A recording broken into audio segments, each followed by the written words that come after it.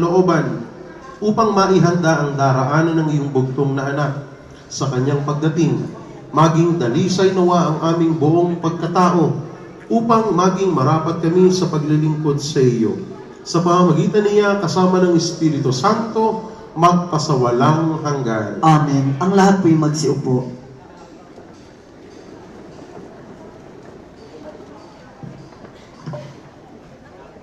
Pagbasa mula sa aklat ni Propeta Isaías. Ako ang inyong Diyos, at siya nagpapalakas sa inyo. Ako ang may sabi, huwag kayong matakot at tutulungan ko kayo, sinabi ng Panginoon. Israel, mahina ka man at maliit, huwag kang matakot.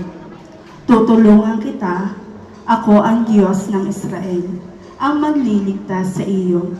Gagawin kitang tulad ng panggiig, bago at matalim ang kanyang ngipin, at ang mga bundok at borod ay iyong gigiitin, at tuturugin tila alikabok. Itatahib sila, tatangayin ng hangin pagdating ng bagyo ay pakakalatin.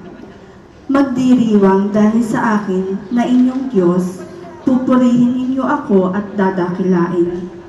Pag ang aking bayay inabot na matinding uhaw, na halos matuyo ang kanilang lalamunan, ako ang Panginoon, ang gagawa ng paraan.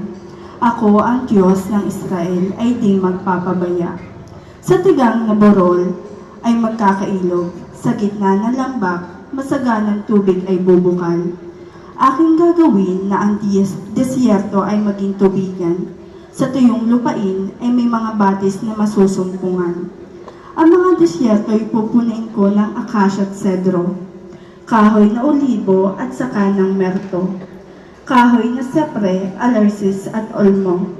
At kung magkagayoy, makikita nila at mauunawaan na ang nagbalangkas at lumikha nito ay ang Panginoon, ang banal na Israel.